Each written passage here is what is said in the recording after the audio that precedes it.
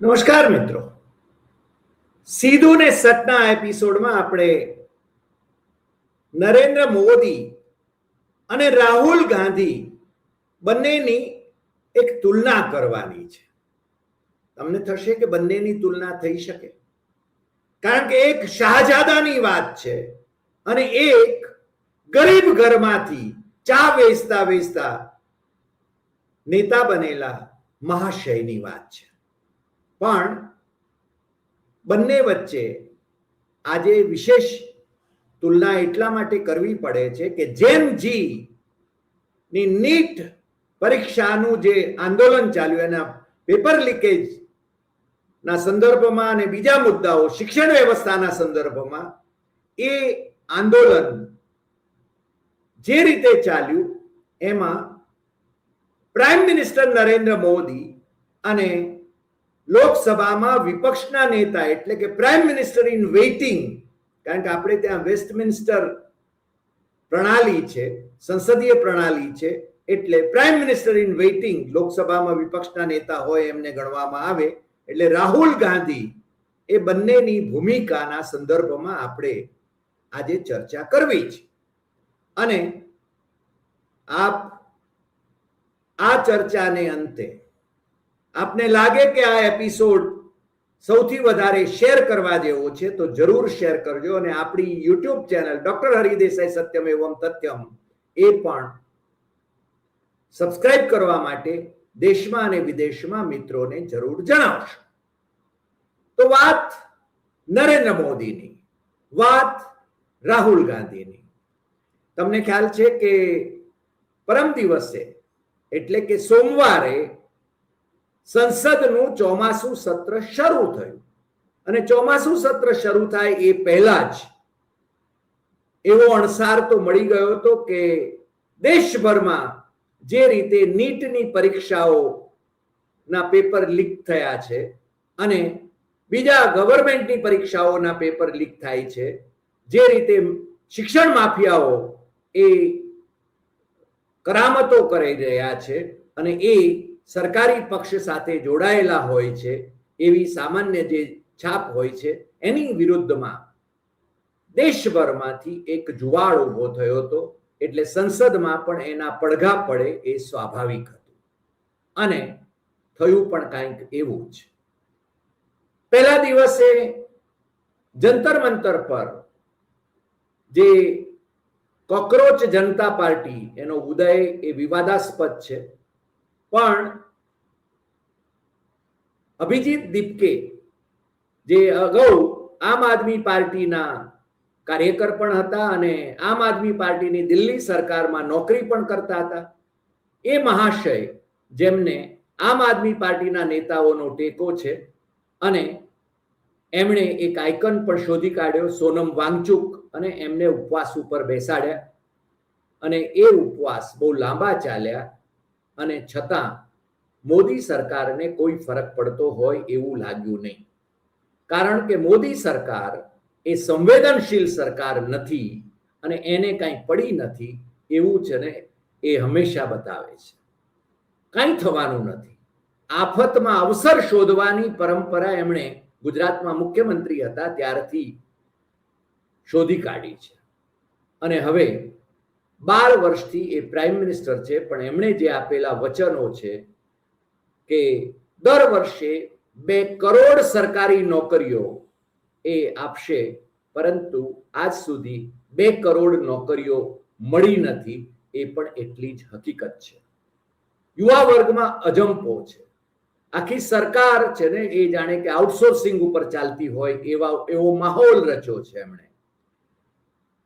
હમ દો હમારે દો નું સૂત્ર અત્યારે મોદી સરકાર માટે, મોદી શાહની સરકાર માટે અંબાણી અને અદાણીના સંદર્ભમાં પ્રચલિત છે. જાહેર ક્ષેત્રના એકમો જે તમારા મારા આવકવેરાના નાણાંમાંથી તૈયાર થયેલા છે, એ જાહેર ક્ષેત્રના એકમો, એરપોર્ટ, બંદરો, જંગલો, આ બધું જ અદાણીને પધરાવી દેવાની આખી એક જાણે કે સાજિશ ચાલી રહી છે અને સરકાર ગજગામી રીતે ચાલી રહી છે. એમને એમ છે કે પ્રજાને તો હું નચાવું એમ નાચશે. તમને ખ્યાલ હશે પેલી બેક પાઇપરની કથા, એ વાંસળી વાળો એની પાછળ પાછળ આખા ગામના ઉંદર એ દોડતા હોય છે, એમ મોદી એ બેક પાઇપર થાય અને એની પાછળ આખા દેશની પ્રજા એ જાણે કે ઘેલી હોય એવું હોય. પરંતુ હવે એ ભ્રમ તૂટવા માંડ્યો છે અને આ જે સમસ્યાઓ ઊભી થઈ છે અત્યારે, એ સમસ્યાઓમાં એમના વિશેના ભ્રામક ખ્યાલો એ પ્રજામાં પણ તૂટવા માંડ્યા છે. છતાં એમના કેટલાક ભક્તો જે છે, જે ભારતીય જનતા પાર્ટીના હોદ્દેદારો પણ રહી ચૂક્યા છે અથવા તો એ એમને અનુકૂળ એવી પોસ્ટ કરતા હોય છે. એમાં એક 85 વર્ષના અમારા પરમ મિત્ર, એમણે આજે અમને એક પોસ્ટ મોકલાવી. એમાં લખ્યું છે કે સમગ્ર આંદોલન વિદ્યાર્થીઓનું જ છે. તકવાદી રાજકીય પક્ષો પોતાની રોટલી શેકવા કૂદી પડ્યા છે. બધાની માંગ એજ્યુકેશન મિનિસ્ટરના રાજીનામાની છે. માની લો કે તે રાજીનામું આપે તો બીજા એજ્યુકેશન મિનિસ્ટર વધારે સક્ષમ હશે. જરૂર છે પોલિટિશિયનને બદલે એજ્યુકેશનના જાણકારને આ ખાતું સોંપાવવું જોઈએ. હવે આ મહાશય એ હોદ્દેદાર રહ્યા છે ભારતીય જનતા પાર્ટીના કોઈ વોર્ડના, 85 વર્ષના છે, અમારા વડીલ છે, મિત્ર છે. અને એટલા માટે અમે કહ્યું કે ભારતીય જનતા પાર્ટી જ્યારે વિપક્ષમાં હતી ત્યારે એણે કેટલી વાર સરકારના પ્રાઇમ મિનિસ્ટરના રાજીનામાની માગણી કરી હતી. એ તમે ભૂલી ગયા? રાજીનામું માગવું એ મુદ્દાને કેન્દ્ર સ્થાને લાવવા માટેનું હોય છે, એની ચર્ચા થવી જોઈએ. મોદી શાહની સરકાર એ સંસદમાં પણ એમને પ્રતિકૂળ મુદ્દાઓ પર ચર્ચા ન થાય, રાષ્ટ્રીય મુદ્દાઓ પર ન થાય, ત્યારે લોકસભામાં સ્પીકર ઓમ બિરલા એમ પણ કે આ વિદ્યાર્થીઓની નીટની પરીક્ષાના પેપરો લીક થયાની વાતની ચર્ચા એ સંસદમાં કરવી કે કેમ એ મારે સરકારને પૂછીને પછી નક્કી કરવાનું છે. જે બંધારણીય હોદ્દા ઉપર બેઠા છે એ મહાશય એ સરકારના જાણે કે ગુલામ હોય, મોદીના ગુલામ હોય એ રીતે એ વાત કરે છે. ત્યારે આંદોલન વધારે બળુકું થાય એ સ્વાભાવિક છે. અને તમામ રાજકીય પક્ષો એ જંતર મંતરના આંદોલનની આ દેશભરમાં આ આંદોલન શરૂ કર્યું હતું. લાઠીઓ ખાધી છે એના NSUIના વિદ્યાર્થીઓ, જે આંદોલનકારીઓ હતા, યુથ કોંગ્રેસના જે કાર્યકરો હતા એમણે, અને જેલવાસ પણ ભોગ છે. હવે આ પછી એક અમેરિકાથી એક તારણહાર આવે છે જેમનું નામ છે અભિજીત દીપકે. મેં તેમનો પરિચય તો તમને આપી દીધો કે આમ આદમી પાર્ટી વાળા જ ભાઈ હતા. અને એ આવે છે અને સરકાર જાણે કે એમનું સામૈયું કરે છે. એરપોર્ટ ઉપર એમને જંતર મંતરની પરમિશન આપવામાં આવે છે. તમને ખ્યાલ હશે કે ઓલિમ્પિકમાં ગોલ્ડ મેડલ લઈ આવનાર મહિલા કુસ્તીબાજોને આ જ જંતર મંતર ઉપર ધરણા કરવા બદલ જે રીતે એમને હેરાન પરેશાન કરવામાં આવી હતી એ વાત હજુ ગઈકાલની જ છે એમ કહીએ તો ચાલે. આ જ સરકારે એમના પર જુલમ ગુજાર્યા હતા. અને સોમવારે સંસદનું સત્ર શરૂ થતું હતું ત્યારે એમણે સંસદ ભણી કૂચ કરી. આ જે છાત્રો હતા એ, અથવા તો એમાં એમની સાથે સમર્થકો જે જોડાયા હતા એ લોકોએ, ત્યારે પોલીસ, દિલ્હીમાં પોલીસ જે છે એ ગૃહમંત્રી અમિત શાહની અંડરમાં છે, કેન્દ્ર સરકારની અંડરમાં છે. એટલે મોદી શાહની સરકારની પોલીસે જે રીતે એમના પર અત્યાચાર કર્યો એ અત્યાચાર અમાનુષી હતો. એ આખી દુનિયાએ જોયું. આ સરકારને સમસ્યા હલ કરવાને બદલે એને પોતાની રીતે પોતે જે ધારે છે એ જ કરવું છે એવું લાગ્યા વિના રહેતું નથી. માનનીય વડાપ્રધાન સંસદ ગૃહમાંથી નીકળી ગયા અને સાંસદો સંસદની અંદર અવાજ ન ઉઠાવી શકે એવી એક સ્થિતિ સર્જીને એ ગયા હતા. બીજા દિવસે જંતર મંતર ઉપર પાછા કોકરોચ જનતા પાર્ટીએ પોતાના ધરણા ચાલુ રાખ્યા. હોસ્પિટલોમાં જે ઘાયલ હતા આંદોલનકારીઓ એ એમના ખબર પૂછવા માટે રાહુલ ગાંધી, પ્રિયંકા ગાંધી એ લોકો ગયા, એમના સાંસદો ગયા અને સાથે સાથે જેપી નડ્ડાએ પણ થોડો ઘણો સમય ત્યાં ગાળ્યો. જેપી નડ્ડાએ કોકરોચ જનતા પાર્ટીના 2 જણાને બોલાવ્યા કે પછી એ લોકો સામેથી ગયા એમના ઘરે સોમવારે, એ પણ એક વિવાદનો વિષય છે અને એ બાબત પણ કોઈ હલ લાવી શકે એવું નહોતું. મને લાગે છે સરકારે પોતે અને પ્રાઇમ મિનિસ્ટરે પોતે સામે ચાલીને નિવેદન કરવું જોઈતું હતું. એ ભાગતા રહ્યા અને મંગળવારે એટલે કે ગઈકાલે રાહુલ ગાંધી એ મલ્લિકાર્જુન ખડગે જે એમના કોંગ્રેસના અધ્યક્ષ છે એમના જન્મદિવસ નિમિત્તે એમના ઘરે પહોંચે છે. ત્યાં એમની વ્યૂહરચના ઘડાય છે. એને સમાજવાદી પાર્ટીના જે અધ્યક્ષ છે અખિલેશ યાદવ એનો પણ ટેકો મળે છે. શરદ પવાર ઢચુપચું છે એનડીએમાં જવું કે ન જવું, પરંતુ હજુ હમણાં એનડીએમાં નથી જવું અને વિપક્ષમાં જ રહેવું છે એવો માહોલ શરદ પવારે સર્જ્યો. એટલે એમના દીકરી અને સાંસદ સુપ્રિયા સુળે પણ આમની સાથે જોડાય છે અને આ બધા સાંસદો ચમત્કારિક રીતે પ્રાઇમ મિનિસ્ટરના નિવાસસ્થાનની બરાબર સામે, પ્રાઇમ મિનિસ્ટર જ્યાંથી આવન જાવન કરે છે એ ગેટની સામે ધરણા પર બેસી ગયા, સાંસદો બેસી ગયા, જેમાં લોકસભામાં વિપક્ષના નેતા સહિતના સાંસદોની સાથે 2 રાજ્યના મુખ્યમંત્રીઓ પણ હતા, કેરળ અને કર્ણાટકના. આ બાબત પણ ખૂબ નિર્ણાયક રહી અને એના પછી એમને જે રીતે ઉઠાવીને લઈ જવામાં આવ્યા, એક સ્ટેડિયમ પર છોડવામાં આવ્યા, ત્યારે રાહુલ ગાંધીએ જે નિવેદન કર્યું એ નિવેદનને આધારે, એ નિવેદનને પ્રતાપે જ અમને આ મોદી અને રાહુલ ગાંધીની તુલના કરવાની ઈચ્છા થઈ. તમને ખ્યાલ હશે કર્ણાટકમાં વિધાનસભાની ચૂંટણી હતી ત્યારે મોદીએ કહ્યું હતું, મુझे गालियां दे रहे 91 ગાલિयां मुझे दिए.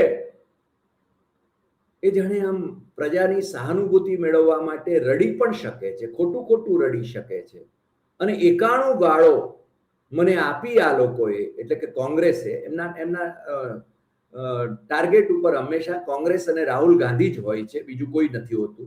કોંગ્રેસમાં પણ રાહુલ ગાંધી જ હોય છે, કારણ કે રાહુલથી ડરે છે, કારણ કે રાહુલ ડરતા નથી. સામી છાતીએ એ છે ને મોદીને ચેલેન્જ કરે છે અને મોદી એમની સામે કંઈ બોલી શકે એવી પરિસ્થિતિમાં નથી. મોદી કદાચ કાવા દાવામાં આગળ હશે રાહુલ કરતા, પરંતુ રાહુલ મોદીને સામી છાતીએ ચેલેન્જ કરે છે અને લોકોને ડર છોડીને સરકારનો વિરોધ કરવા માટે કહે છે. પણ એ વખતે કર્ણાટકની એ ચૂંટણીમાં જ કોંગ્રેસના મહામંત્રી પ્રિયંકા ગાંધી, રાહુલ ગાંધીના બેન, એમણે કહ્યું હતું કે મોદીએ કોઈકને એવી સૂચના આપી લાગે છે કે એમને કેટલી ગાળો પડે છે એ ગાળોની યાદી બનાવી રાખવી. એમને તો 91 ગાળોની વાત કરે છે, પરંતુ એમણે નહેરુ ગાંધી પરિવારને જે ગાળો ભાંડી છે એ સંદર્ભમાં અમે જો એની નોંધ કરીએ તો પુસ્તકો પ્રકાશિત કરી શકાય. આ પ્રિયંકા ગાંધીની ચેલેન્જથી મોદીએ પછી મને લાગે છે ગાળોની વાત ન કરવી એવું લાગતું હતું, પરંતુ મોદી પાછા એમ કે છે, મને કિલોના ભાવે એમ કે ગાળો ભાંડે છે કોંગ્રેસ, કિલોના ભાવે, અને મને એમાંથી ઉર્જા મળે છે. મોદીને ઉર્જા મળે છે. એટલે મોદી વિક્ટિમ કાર્ડ કેવી રીતે ખેલે છે, અને એમને વિક્ટિમ કાર્ડ ખેલવામાં ઘણી વખતે કેવું થાય છે કે મારી માં બીજાના ઘરમાં છે ને વાસણ કુસણ કરતી હતી, હું ચા વેચતો હતો. હવે ક્યારે એમની ચા કોણે પીધી છે ખબર નથી. કદાચ એક પ્રાઇમ મિનિસ્ટર બન્યા પછી એમણે કોઈ અમેરિકી પ્રેસિડેન્ટને ચા પીવડાવી હતી, પરંતુ એ પોતે બનાવેલી નહોતી, એટલું તો નિશ્ચિત કહી શકાય. પણ એ સહાનુભૂતિ, લોક સહાનુભૂતિ મેળવવા માટે કેવી વાતો કરે. મેં 35 વર્ષ સુધી ભીખ માંગીને ચલાવ્યું, હું જીવ્યો ભીખ માંગીને. અરે ભાઈ, ભીખ માંગીને વિદેશ યાત્રાઓ કરી એને, એમની તસવીરો છે.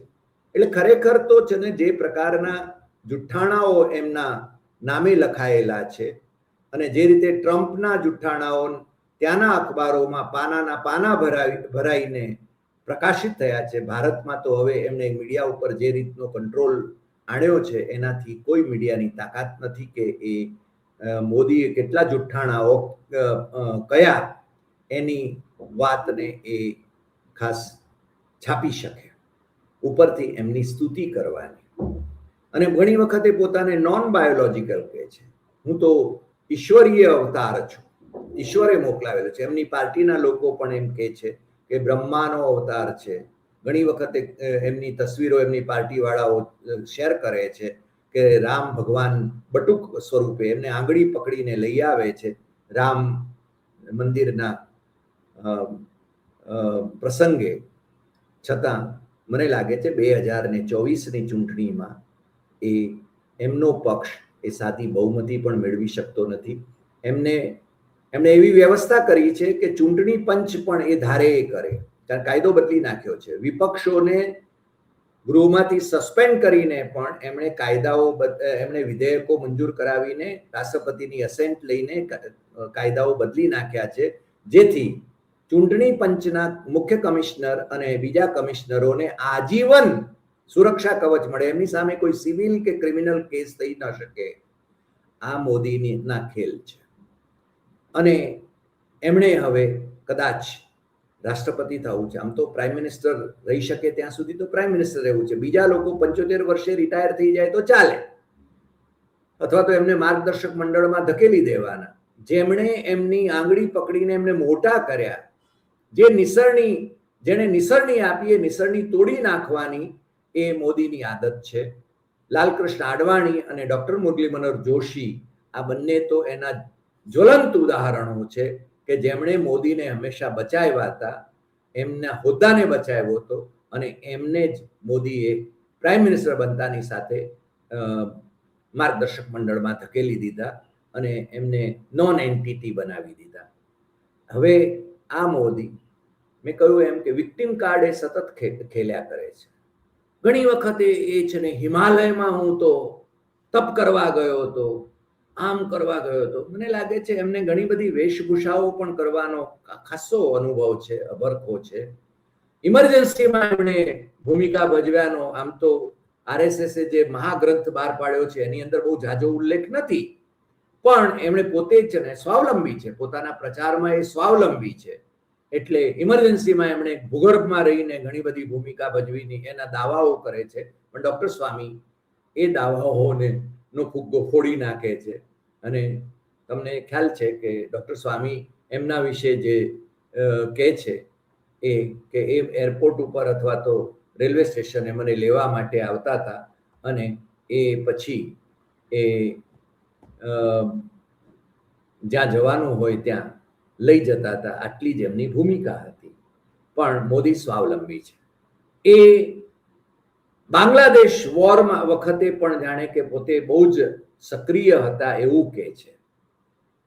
જેલમાં ગયાની વાત કરે છે. હવે તો રેકોર્ડ ચેક કરવો પડે કે તિહાડ જેલમાં હતા કે કેમ, અથવા તો એમના નામે છે ને એમનું નામ ત્યાં નોંધાવી દેવામાં આવ્યું હોય પાછળથી કે કેમ, એ પણ મોટો પ્રશ્ન છે. એટલે મોદીને સતત પ્રાઇમ મિનિસ્ટર થયા પછી પણ સતત વિક્ટિમ કાર્ડ ખેલવાનું અને લોકોની સહાનુભૂતિ મેળવવામાં રસ પડે છે, અથવા તો આદર્શ લે છે. એની આદર્શ એ જીવે છે, અથવા તો લોકોને સહાનુભૂતિ મેળવીને એ આગળ વધે છે. તમને ખબર છે ડિમોનિટાઇઝેશન વખતે મને એમ કે આટલા દિવસ આપો, નહીં તો મને ચોરાહે પર ફાંસી લગાવી દેજો.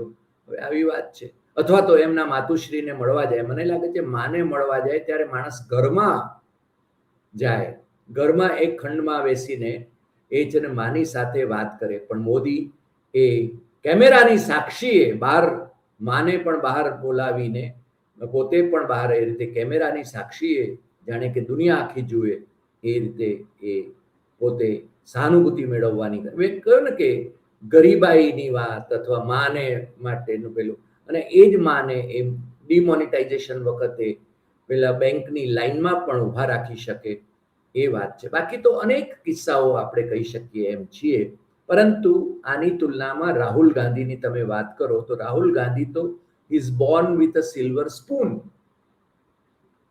એ તો પ્રાઇમ મિનિસ્ટરોના પરિવારમાં જન્મેલા, શાયબીમાં જન્મેલા છે, અને છતાં એ એનામાં જે સાદગી છે, એનામાં જે સહજતા છે, એ એ છે ને બેનમૂન છે. અમે કોંગ્રેસના હંમેશા ટીકાકાર રહ્યા છીએ, કારણ કે જે સત્તામાં હોય એની ટીકા કરવી અથવા તો એને છે ને આઈનો બતાવવો એ પત્રકાર ધર્મ છે.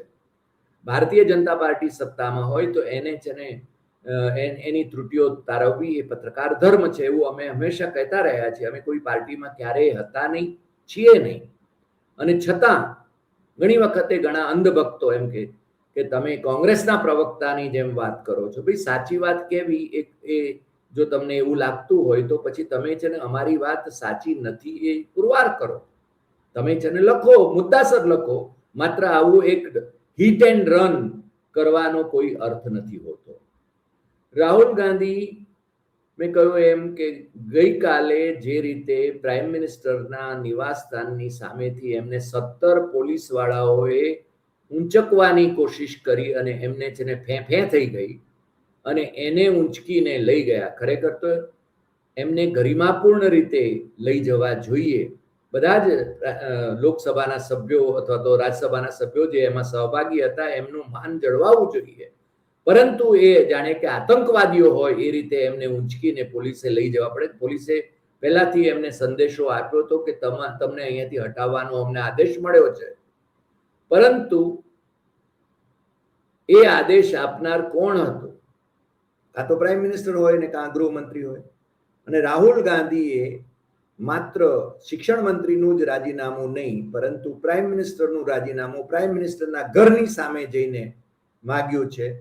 હોમ મિનિસ્ટરનું રાજીનામું એટલા માટે માગ્યું છે કે એમની પોલીસે જે અત્યાચાર કર્યો છે ને એમની પોલીસ એટલે ગૃહમંત્રી એ પ્રાઇમ મિનિસ્ટરના કયાગરા છે, એટલે મને લાગે છે કે એની સામે અવાજ ઉઠાવવો એ એમનો ધર્મ છે, એવું રાહુલ ગાંધીએ બહુ સ્પષ્ટપણે પોતાની સાથે જોડાયેલા સાંસદોની સમક્ષ પણ વાત કરી, અને એ એમને જે રીતે ઘસડીને લઈ જવામાં આવ્યા. અમે થંબનેલની અંદર જે તસવીર મૂકી છે એમાં રાહુલ ગાંધીના એક પગનો એમનો પગરખું એક પગમાં છે અને બીજા પગરખું છે જ નહીં એમને પગમાં.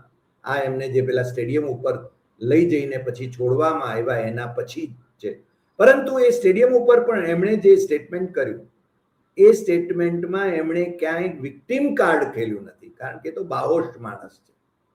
અને આ સમગ્ર ઘટનાક્રમમાં રાહુલ ગાંધીની ભૂમિકા એક હીરોની ભૂમિકા તરીકે જોઈ શકાય.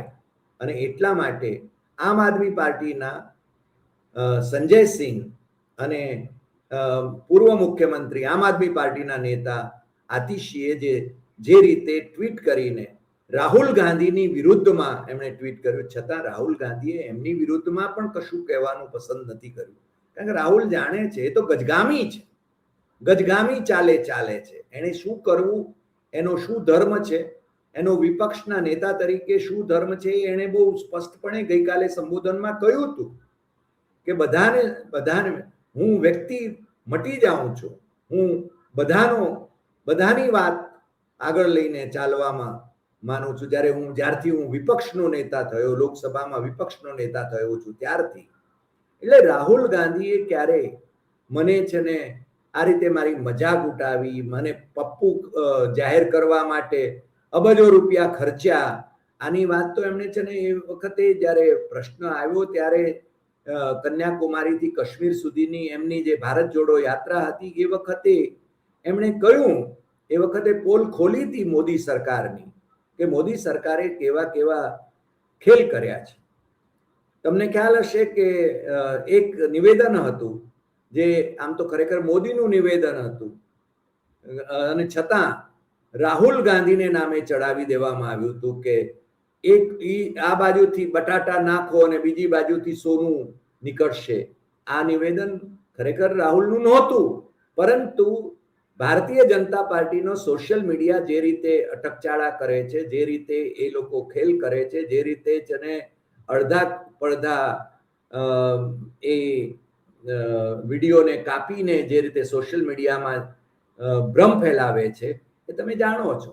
રાહુલ ગાંધી તો લડાયક મિજાજનો માણસ છે, સાહેબીમાં જીવ્યો છે, ઓક્સફર્ડ અને કેમ્બ્રિજમાં ભણ્યો છે, અને એની સાક્ષી એની કેમ્બ્રિજ યુનિવર્સિટીએ આપી હતી. ત્યારે ડોક્ટર સુબ્રમણ્ય સ્વામીએ એની ડિગ્રી વિશે શંકા ઉપજાવી ત્યારે કેમ્બ્રિજ યુનિવર્સિટીએ જવાબ આપ્યો હતો કે આ અમારા તેજસ્વી વિદ્યાર્થી હતા એમફિલના, અને એમણે અમારે ત્યાંથી એમફિલ કર્યું છે. એમની ડિગ્રી વિવાદાસ્પદ નથી, પણ રાહુલ ગાંધીએ ક્યારેય છે ને વિક્ટિમ કાર્ડ ખેલવાની કોશિશ નથી કરી. એ પોતાનો ધર્મ જે છે એ નિભાવે છે, પ્રજાને જગાડવા માટે, પ્રજાનો ડર ભગાડવા માટે, આરએસએસ અને ભારતીય જનતા પાર્ટીની વિચારધારા સામે લડવા માટે એ સંકલ્પબદ્ધ છે, અને દેશને બચાવવા માટે એ સંકલ્પબદ્ધ છે. એને છે ને બદનામ કરવા માટેની જે કોશિશો મોદી શાહની સરકાર અને એમનો સોશિયલ મીડિયા જે કરે છે એ ભલે કરે. ગોદી મીડિયામાં મોદીની યોજનાઓ એ છે ને એને ભરસક પબ્લિસિટી મળે છે, ભલે આભાસી યોજનાઓ હોય, પરંતુ એની અસલિયત એ રાહુલ ગાંધી જ્યારે કહે છે ત્યારે એને ગોદી મીડિયાવાળા છે ને એ બહુ ઝાઝી પ્રસિદ્ધિ આપતા નથી, એ આપણે જાણીએ છીએ. છતાં ગઈકાલે પ્રાઇમ મિનિસ્ટર મોદીના નિવાસ સ્થાન સુધી જઈને એના દરવાજામાં સામી છાતીએ એણે છે ને જે રીતે પ્રાઇમ મિનિસ્ટરનું રાજીનામું માગ્યું, હોમ મિનિસ્ટરનું રાજીનામું માગ્યું, એ એની બાહોશીનું જ પ્રતીક હતું. આ યુવા દિલોનો હીરો છે એ બાબત પણ બહુ સ્પષ્ટ છે. ભલે મોદી એમની મજાક ઉડાવીને એમ કે 56 વર્ષના યુવાન એની વાત જે એમણે વ્યંગમાં કરી હતી એ મોદીને અંદરથી, Modi is ઓબ્સેસ with Rahul Gandhi, Modi is ઓબ્સેસ with Nehru, Modi is ઓબ્સેસ with Indira Gandhi, Modi is ઓબ્સેસ with Sonia Gandhi. પરંતુ તમને ખ્યાલ હશે પ્રિયંકા ગાંધીએ સંસદમાં જે શબ્દો કહ્યા હતા એ શબ્દોનું મને સ્મરણ થાય છે. એ કહે છે કે તમને છે ને નહેરુ, આટલા બધા તમે નહેરુને ભાંડો છો, એક દિવસ રાખો, આપણે સ્પીકર સાહેબનો સમય એમની સાથે સમય નક્કી કરી લઈએ, કેટલા કલાકો કેટલા દિવસ આપણે એની ચર્ચા કરીએ, અને તમારે જેટલી હજારો ગાળો જેને નહેરુને દેવી હોય એવી એ તમે દઈ શકો, ભડાસ કાઢી શકો, પરંતુ ત્યાર પછી નહેરુ પ્રકરણ પૂરું થવું જોઈએ. પછી દેશની સમસ્યાઓ એની ચર્ચા સંસદમાં થવી જોઈએ, રોજગારીની ચર્ચા સંસદમાં થવી જોઈએ. કારણ કે આજે દેશમાં બેરોજગારી એ છેલ્લા 45 વર્ષમાં સૌથી ઊંચા સ્તરે છે, અને જે આભાસી આંકડાઓ મોદી સરકાર આપે છે એ હવે પ્રજા માનવા તૈયાર નથી. કારણ કે આ જે આંદોલન ચાલ્યું અને દેશભરમાં જે રીતે લોકોમાં જે જાગૃતિનો જુવાળ આવ્યો છે એને કારણે લોકોમાં એ મોદીની અસલિયત એ ખુલતી જાય છે. એટલે એ વિક્ટિમ કાર્ડ હવે ગમે તેટલા ખેલે એને બહુ કંઈ સફળતા મળવાની નથી, અને એટલા માટે જ એ પ્રજા પર અત્યાચાર કરવા માટે પ્રેરાય છે એ આપણે જોઈ શકીએ છીએ. આ લોકશાહીને ખતમ કરીને તાનાશાહીને સ્થાપિત કરવા માટેના પ્રયાસો છે.